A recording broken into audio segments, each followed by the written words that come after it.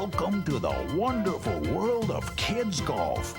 I'm Gabby Gator, and I'll be your host for this tape about one of the world's greatest games.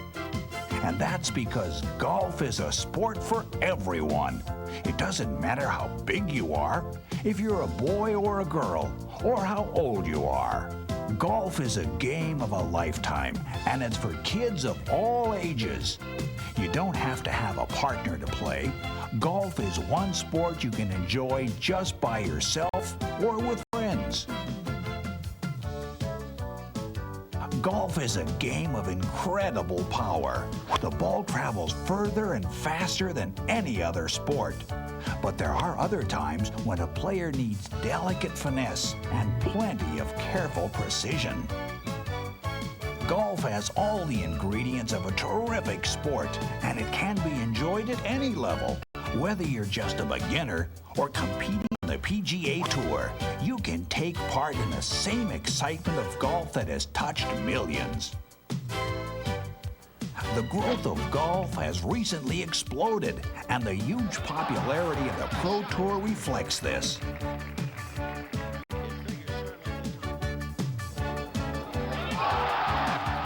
Here's my pal, Wally Armstrong, who has played in over 300 professional tournaments.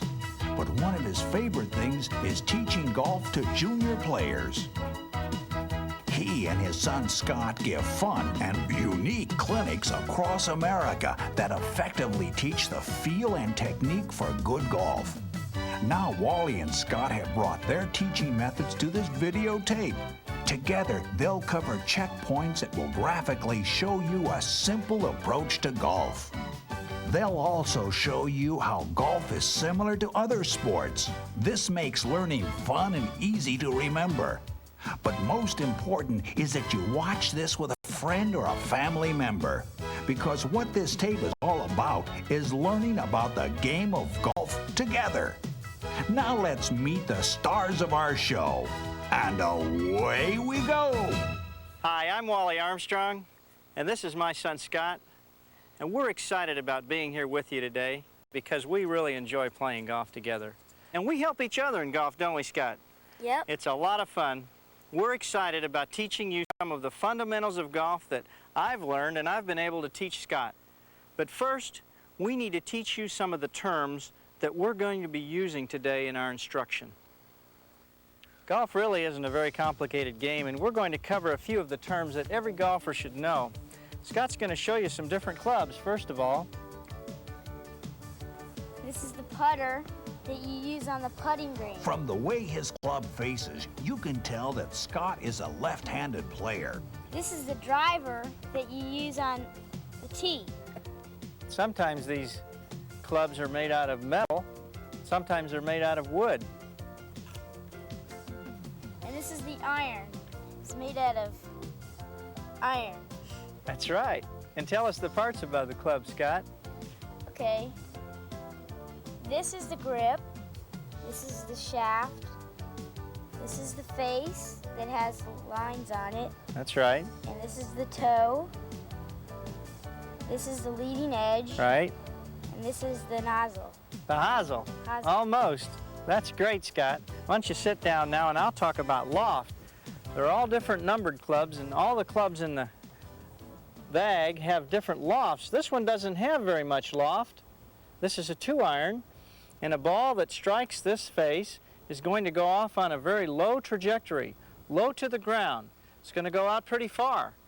And then we have other clubs that have very steep faces or a lot of loft, like this pitching wedge. And you can see that the ball striking this face is going to go up very high and go a very short distance. Very interesting. Here's 2 more terms that you need to become familiar with. Scott, grab your club there. We're going to talk about the target side of the golf swing, and that means the side that's closest to the target. For me as a right-handed player, it means my left hand, my left forearm, my shoulder, and my hip. But for Scott as a lefty, it means his right hand, his forearm, his shoulder, and his right side. The other term is called the trail side, and that means the side that's farthest away from the target, or the behind side, or the back side. For me, it's my right hand, my right forearm and shoulder and hip, and for Scott, it's his left. Those terms will be repeated over and over during our tape. But now, here's what we'll be covering in our fundamentals. In this tape, we'll be taking a simple approach to the game of golf. We're going to be covering three basics: the grip, the stance and setup, and the swing. Good swing, Scott, and also some fun tips. But first, let's go to the key move in the game of golf. Here we go.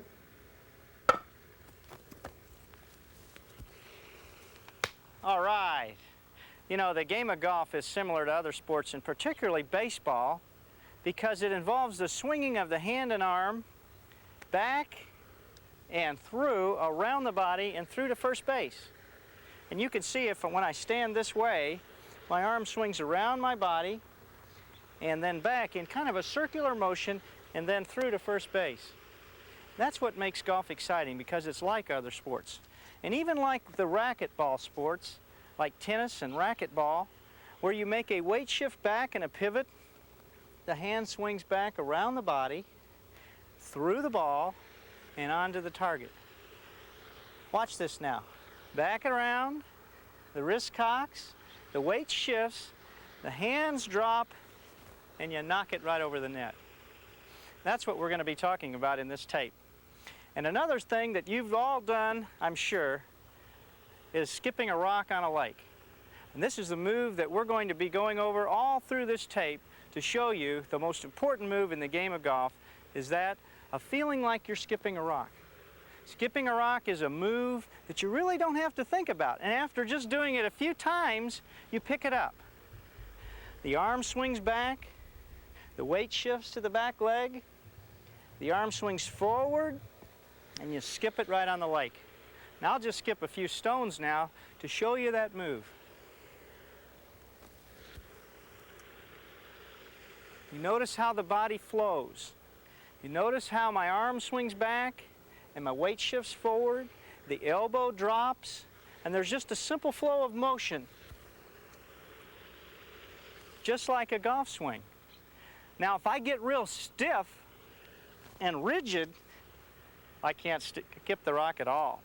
There's just a few things that you don't want to do when you're skipping a rock, and these really are the same things in golf. You can't have a real stiff wrist. It has to be relaxed.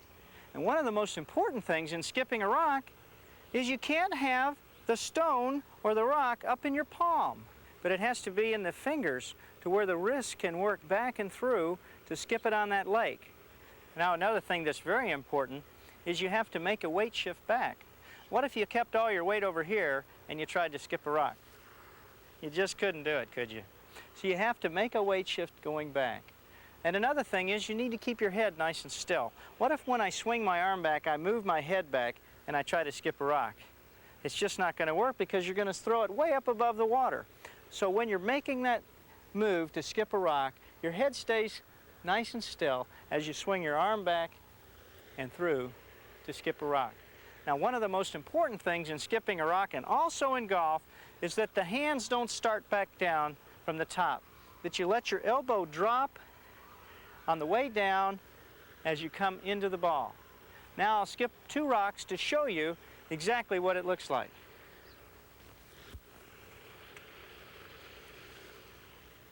That was a good one.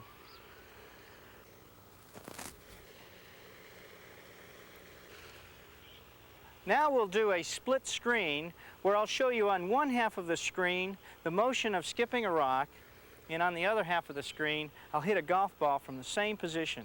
I can't wait to see this. The two really are similar. Let's watch it again in slow motion. Notice how his weight naturally shifts back to the trail side. Remember, keep the head still.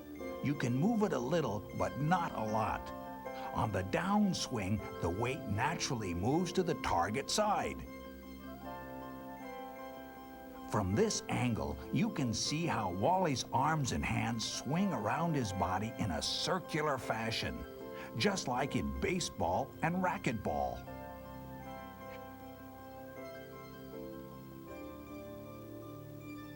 skipping a rock teaches us fluid motion. Of course, in golf, we use two arms where the target arm pulls and leads the way. On this shot, watch Scott's arms and hands on the downswing. You'll see that the target arm pulls through and leads the way as the trail elbow falls and follows along behind. Here's the same smooth motion. Notice how he doesn't force it with his hand. The trail elbow leads and the hands fall.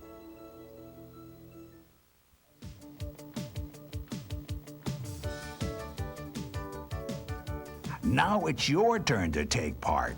Get your hands on the golf club and follow along as together we learn how to place our hands on the golf club correctly. Batting fourth, the shortstop, Scott Armstrong.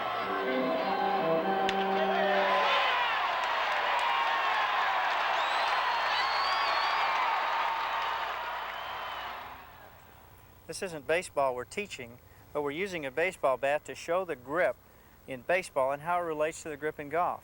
In baseball, our target hand is facing at the center field bleachers, and our trail hand's palm is facing there also. They work together into the ball and knock it out into center field. In golf, we put our hands on the club in a very similar way. You can see that as I grip this little practice club, that my hands face each other. The back of my forward hand or my target hand is facing out towards the target. The palm of my trail hand is facing in the same direction. If I hold this hand up in this position, you can see that it's in an inline position. The back of my target hand and the face of the club are in line. They do line up. You can see that, can't you, Scott? Yep. This angle is in line with this angle. It's very important to have that in golf. We can use some yardsticks, Scott, to illustrate the same principle. Let's each grab a hold of a yardstick, put our hands on there. Come on in here close so everyone can see. And let's put our hands on the yardsticks. You can see that the yardstick is down in my fingers, and my hands roll together, and my palms are facing each other. My target hand, the back of my target hand is facing towards the target. The palm of my trail hand is facing towards the target. My hands can work together as a unit from this position. Also, the thumb of my trail hand is on the target side of the yardstick. That makes sense. Now let's see what it looks like on a golf club with our hands in that same position. Okay, let's grip a hold of the club now. You can see that our hands are lined up and they're both in an inline position. Also, the club should be down in the fingers of your hand, not up in the palm. Remember what we said about skipping a rock, how difficult it was to skip a rock when the rock is up in the palm? That's what the difference is between gripping a golf club and a baseball bat. With the bat was up in our palm. But in golf, the club rests down in the fingers. The hands roll together. Look how they fit together. Now they can work together as a unit. Roll it together now. Good, good. It's essential that the target hand is put on the club in the correct position. The club should be placed in the fingers, and then the hand rolls over on top of the club. Be sure that the pad on the top of the target hand is on top of the club and not on the side. That's interesting. I never knew that. And the right hand, or the trail hand, covers up the target thumb.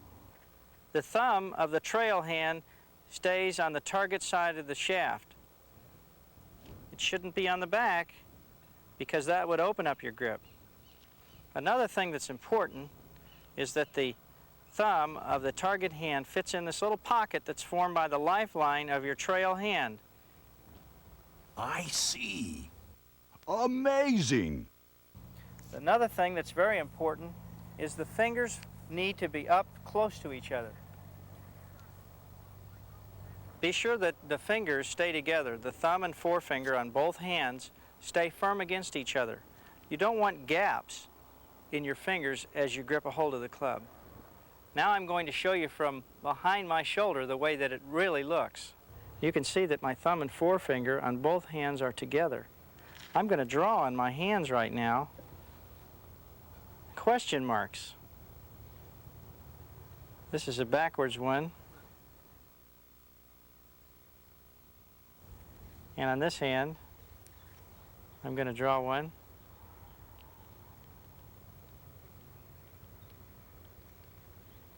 And that's the way it should look.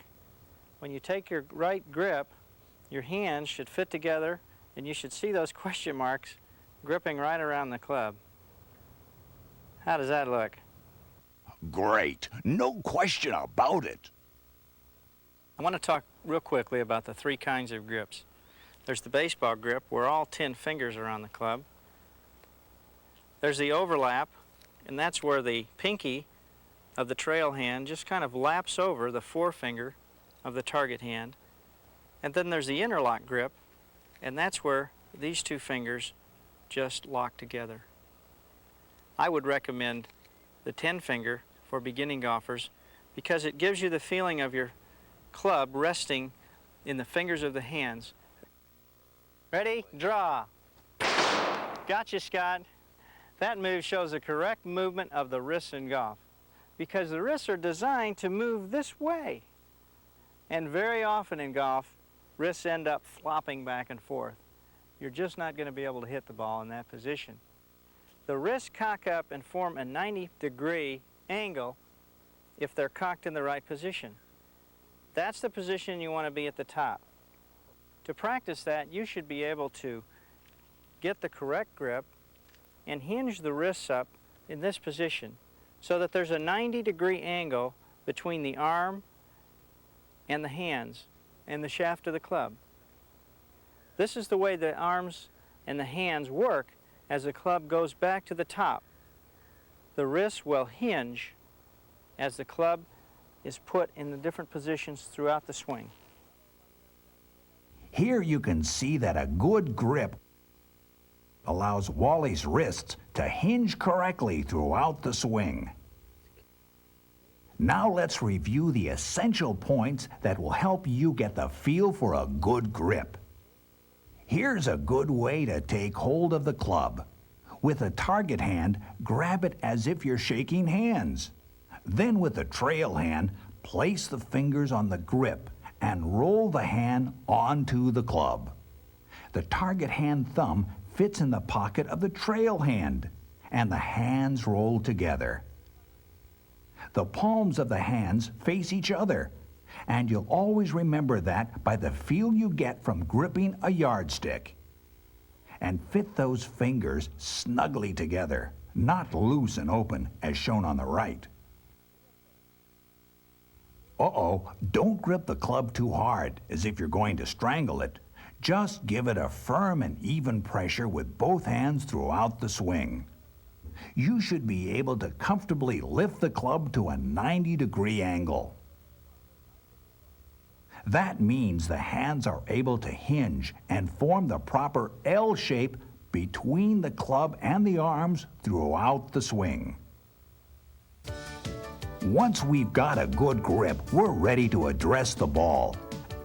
And this section starts with my favorite illustration. Watch and you'll see why. Swimmers, take your mark. Here comes lunch. Sit.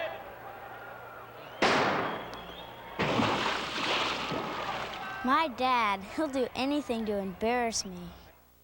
Are you dry yet? Dry? He's lucky to have gotten away alive. Tip on the stance. It's real important to understand the golf swing and the stance in golf that you keep your weight forward on your toes. Kind of like in swimming, when you're going off those blocks, you want to keep your weight forward, but not way on your toes, but you sure don't want to have it back on your heels. Same thing in another sport, like football. I know you're a linebacker for the Eagles, It's real important as a linebacker that you keep your weight forward on the balls of your feet so you're ready to move and tackle those halfbacks when they come through the line. You sure can't play back on your heels because you'll get knocked right on the back of your lap every time. Same way in basketball. If you're a guard in basketball, you've got to be able to move and go after that ball and make those shots. It's real important in golf that you're able to have good balance and you're able to move back and forth. Kind of like a gorilla. The way he stands is the way your arms are supposed to hang in golf. Now you don't want your back slumped way over. You want it up pretty straight, but you want to kind of bow to the ball and make your knees bend just a little bit. Balance is key in the stance. And now we're going to go over and work on our alignment.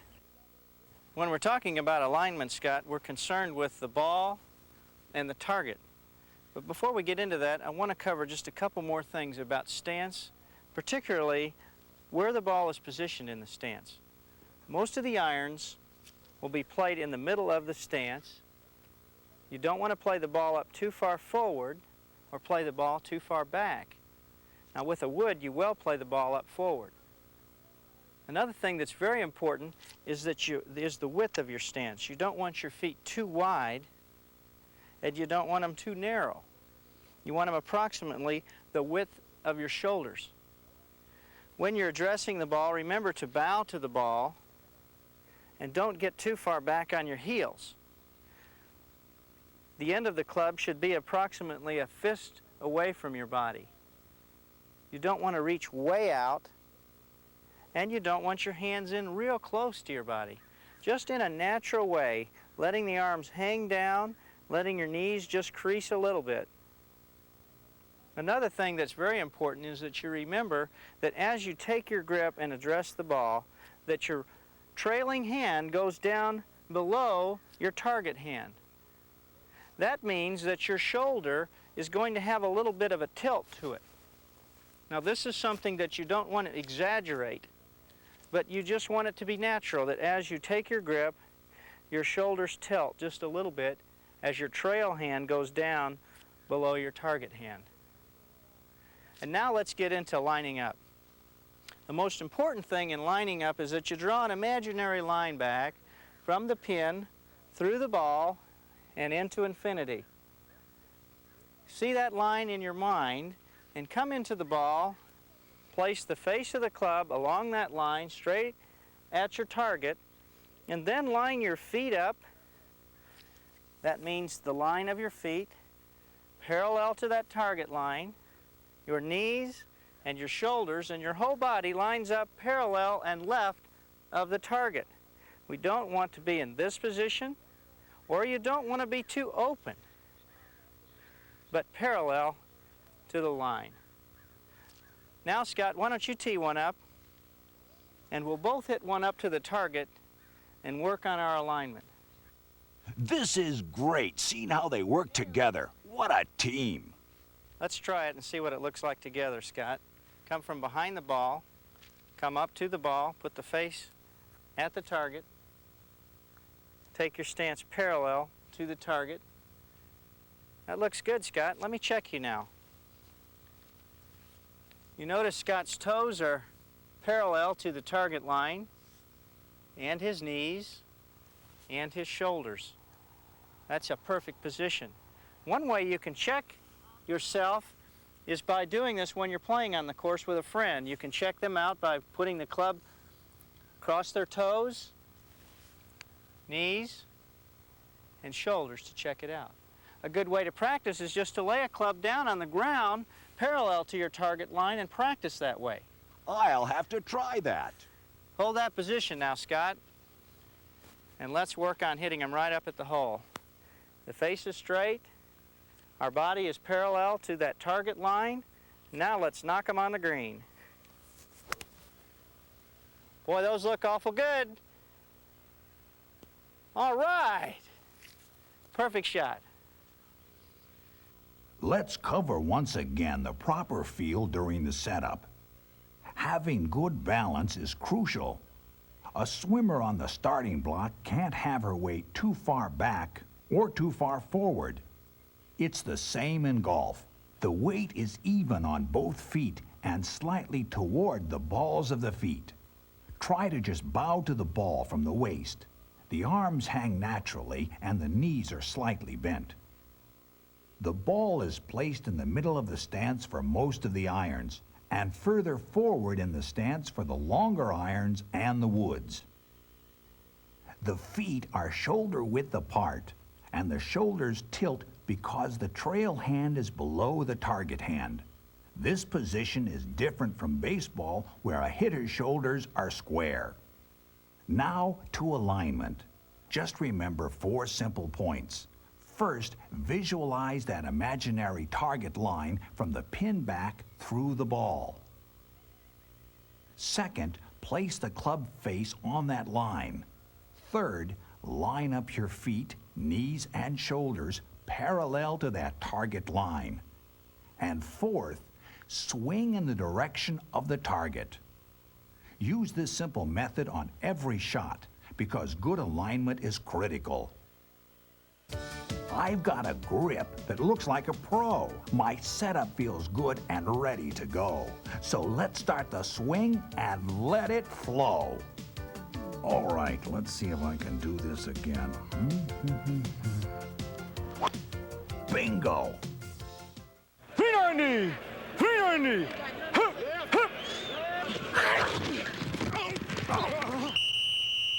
What am I going to tell your mother, Scott? Thanks, Ref.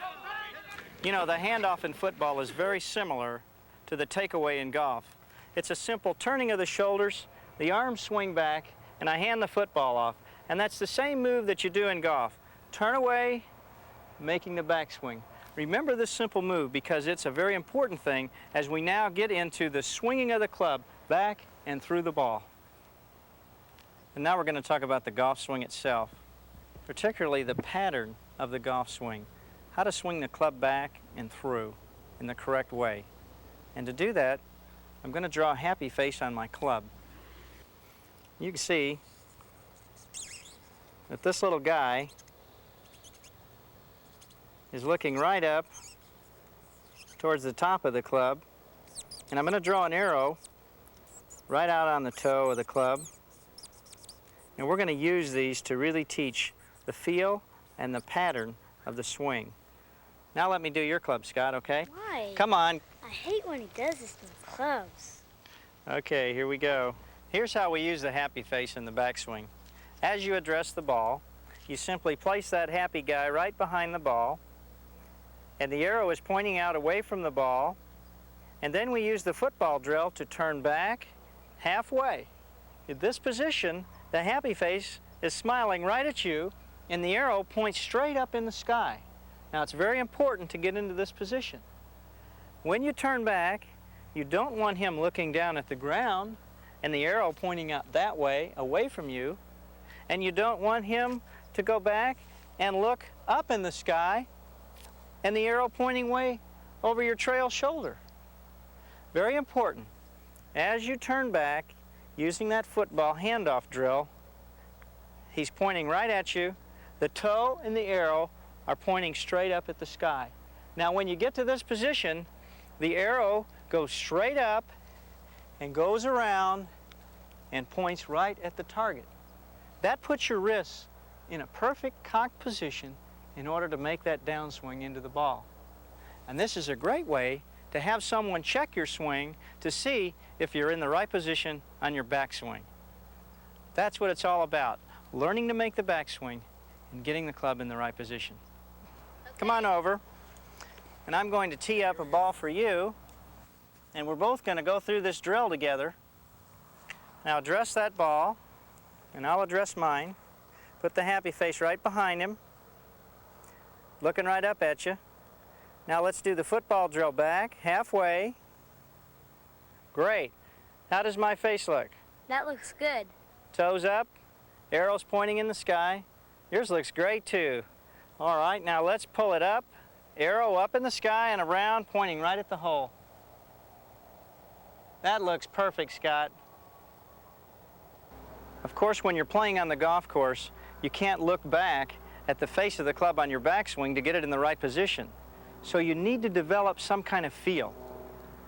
I use a sledgehammer to illustrate that move and to give you that feel, and that's by simply taking it back. It's a heavy weight, swinging it halfway back, just like we did in the football turn, then up to the top, and the hands set underneath the shaft. If they're not in a correct position, the weight of the sledgehammer will pull them off to the side. And from this position, it's going to be very difficult to make that downswing, almost impossible. To give you another view of it, I'll turn to the turn back, toe up, and the hands fold right underneath the shaft of the sledgehammer. You can see how my hands are supporting that weight. And you can also see, when I turn them to the side, how I've got no support of the club. And this is disaster. We've talked about the feel of the arms swinging back and the position at the top. But one thing we need to talk about is the feeling of the body as we go back into the backswing. It's very important to develop a coil in your body, a coiling motion, that as you swing back, your body coils as if there's a giant car spring embedded within your body. And your back at the top will be pointing right to the hole. Then you're ready to spring back into the ball and knock it out there a mile. Now that we've talked about how to get to the top of our backswing, let's talk about how to get down and through the ball and complete the swing. Well, that's simple. We've already talked about that. It's simply skipping a rock. Letting our weight shift, our hands fall, swinging through the ball, and the key is to let the toe of the club come up on the target side of the swing. You see, on our backswing, we've let the toe come up, and now on the forward swing, we gradually let our hands release, and they do this just naturally through the ball, and the toe swings up and points right up at the sky on the target side. But the real feel that we want to have is that move of skipping a rock through the ball. One thing you want to be careful of, and that's that you don't use your legs too hard. You want to simply walk over to your left side, just like you're going to walk down the fairway. As simple as this. Tying it together now. Toe up at the hole, skip a rock through, toe up, and we finish the golf swing. Thanks, Scott. We're going to use this 2x4 to show the correct move through the ball. Just one more illustration that's going to show you how to make the correct swing. One thing you don't want to do when you're swinging through the ball is to try to scoop the ball up in the air. If I were to hit this ball and try to scoop it up in the air, you know, I would hit the leading edge of the club into the board in that position, which is totally wrong.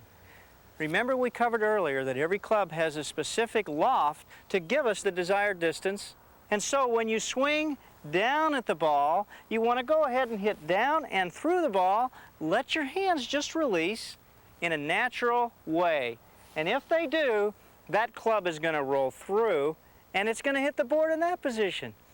This motion starts as the hands fall. Just like when we were skipping a rock, the wrist starts back here, flicking through. And in golf, as the hands fall, the hands turn over, the club head rolls through the ball,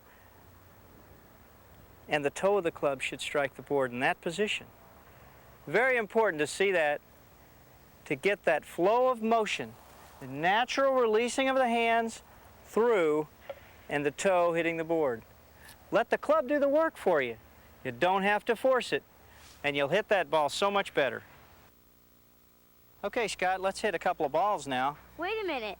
I want to show you a new trick I learned. Holy socks, how in the world did you do that, Scott? When practicing with a friend, check each other for proper positions throughout the swing. Have some fun and draw happy faces on your clubs too. Then remember, it all starts off with a simple football handoff move. This simple motion puts the club in the toe-up position. Now you can smile right back at that happy guy because the arrow is pointing straight up into the sky. Then keep that arrow moving straight up and allow the wrist to break. At the top, the club will become parallel to the ground. Now we have the feel of a sledgehammer in our hands, and in order to support that heavy weight, the hands must set underneath the club. On the right, the hands are in the wrong position and are unable to support the club. When you're working together, this is a good angle to check each other from. When you're at the top, you have lots of power stored up, just ready to be released. The shoulders are turned and the back is facing the target, thus giving the upper body a feeling of being coiled, just like a giant spring that has been tightened and is ready to unwind. Watch it again. Now he's ready to spring back into the ball. From there, we simply skip a rock. The legs start to move forward. The weight shifts to the target side. Let's see it again. The target arm pulls and the trail elbow falls as the hands follow. Then the hands naturally release through the ball and into a toe-up position. Notice how the trail foot finishes on the toe. This is the correct position. Just remember, hold the pose up on the toe. Regularly check yourself with a friend or a parent for the proper positioning throughout the swing. This will help you avoid bad habits. But it's also important that when you focus on these checkpoints, that you do it mainly while you're on the practice range. When you're on the golf course, concentrate on letting your swing flow and always maintaining that natural, fluid feeling of skipping a rock. Wally and Scott have an illustration to help you always remember this. I'm back on my bridge again to illustrate a point about being relaxed when you swing. As you can see, Scott's walking across this plank and he's very relaxed. Imagine him being up on top of a 10-story building. It would add a little bit of nervousness to him, and he might just really start focusing on what he's doing rather than just naturally following the plank along. In the game of golf, that's very important.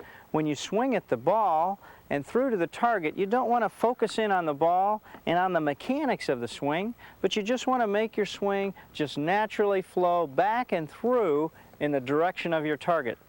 That's going to help you hit the ball with a lot less effort. That was a great tip to help our mental approach toward golf.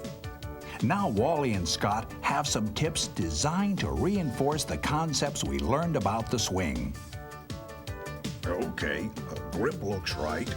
Stance feels good. All right. This golf ball that they've got out, I know is really going to hit it a long way. Stand back.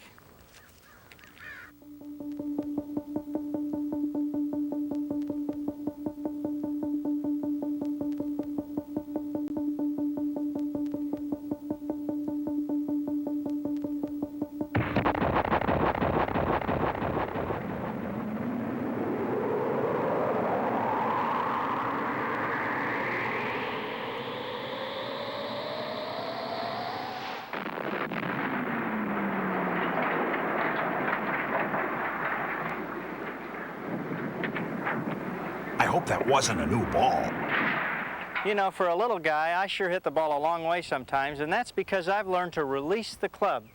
But it's the tempo that does that, and the centrifugal force of the club going through the ball is what we call in golf the release. One way you can practice that is by taking a club and holding it just below the club head and swinging it back and forth, generating a swinging motion. The club will release at the bottom and try to make that swish go right at the bottom of the swing. And that's how you develop that power. Maybe you can even knock buildings down with a single shot. A common problem that I see on the golf course is people picking the club up right away from the ball. Of course, this mop is real light right now, and I can do it very easily. But if I get it wet, it'll make me get the feeling of taking the club back around the right way. Scott, would you get this wet for me? I can't wait to see this one. Thanks, Scott. Oh boy, is that heavy. You see, I can't break my wrists on this one and pick it up. I have to start the weight of the mop swinging back and then around to the top. And that's the feeling you should have when you swing a golf club back, turning and letting the weight of the club swing you around. Notice how Wally doesn't pick the club up, but he allows the weight of the club, as if it were a heavy mop, to swing him back and around to the top. Get a wet mop or a club head weight and try this one yourself. They say a picture's worth 1,000 words, and I'm going to paint one for you right now. By the use of this broom, I'm going to show you how the forward swing is a mirror of the backward swing. On the back swing, the target arm straightens out, and the trail arm stays relaxed and bent. And then as we go through the ball, the trail arm straightens out and the target arm relaxes. Therefore, you have a perfect mirroring of the forward swing with the backward swing. I'll show it to you one more time.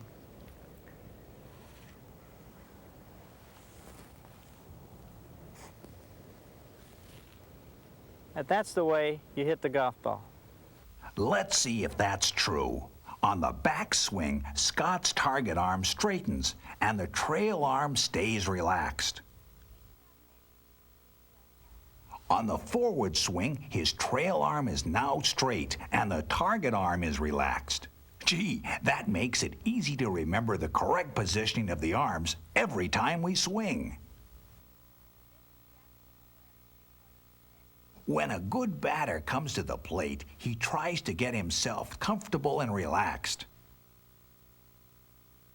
Scott is demonstrating how this movement helps the batter prepare to make a smooth and fluid motion when he hits the ball. This movement is called a waggle. In golf, the waggle can help you relax over the golf ball as well. It's like a tiny practice swing. Just a little movement to help you get comfortable and ready for a fluid full swing. Try it and see if it helps you to swing easier too. Remember, don't try to scoop the ball up in the air. Clubs are designed to hit down on the ball and take a divot. Now the divot is formed in front of the ball, not behind the ball. Using a piece of string on the ground in front of a ball will help you to learn how to take a divot and hit down in the correct manner. Lay the string about 1/2 inch in front of the ball, address the ball, and make your normal swing. Hit the ball and then the string. This one's definitely a scoop, hitting before the ball into the ground and missing the string altogether. Watch here again, the divot is formed after the ball as it picks up the string and not before the ball. Wally uses some pretty unusual props to teach golf, but they sure help me remember the lessons. Let's take what we've learned and fit it together for our instructional wrap-up. Now we're ready for a simple review of the key points of the golf swing. Just like in skipping a rock, the arm swings back and around the body and the weight shifts to the trail side. Then the legs start the downswing flow of movement. The trail elbow leads the hand as they fall and then release through.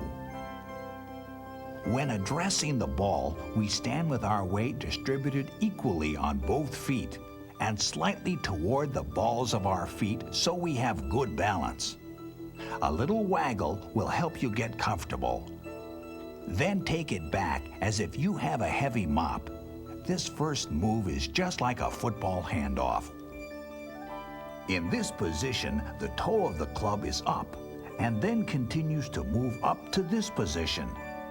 Now the club is about parallel to the ground and the hands are underneath the club, supporting it as if it were a heavy sledgehammer. Notice his back is facing the target and the upper body is coiled and ready to unwind. Then Wally skips a rock. The hands release through the ball as if the toe of the club hits a board. Then the toe will naturally come up, which is a mirror of the same position in the backswing. and through to the top. Work on these positions while at a practice range, with a friend or in front of a mirror. This will develop the feel you need so you'll have a natural swing when you play. When you get out on the course, it will look and feel like this. And that is when golf really becomes fun. Boy, this instruction has been great. I can't wait to get out and play and try what I've learned from Wally and Scott. I know you'll be excited to try them too. Wally and Scott are also very active with some national junior golf programs. These programs provide junior golf schools, clinics, and tournaments throughout the country. Wally and Scott would be delighted to help you get involved as well. To find out how, write to Wally and Scott Armstrong, Post Office Box 1911, Maitland, Florida 32751.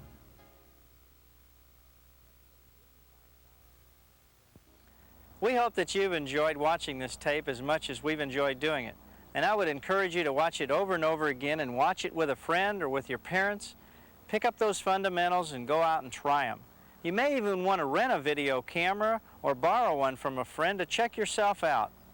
So until the next time that we see you, may God bless you and may you always hit it right down the middle. Well, Scott, it looks like I'm right up by the pin. Polish that one off out in the trap. Well, I've had a lot of fun hosting this instructional tape. I sure learned a lot and hope you did too. But don't forget that a videotape should not be a substitute for the excellent teaching you can receive from a local PGA golf professional. He can really help you with your game. So friends, this is Gabby Gator saying goodbye for now. But be sure to keep an eye out for our next golf instructional video. Goodbye!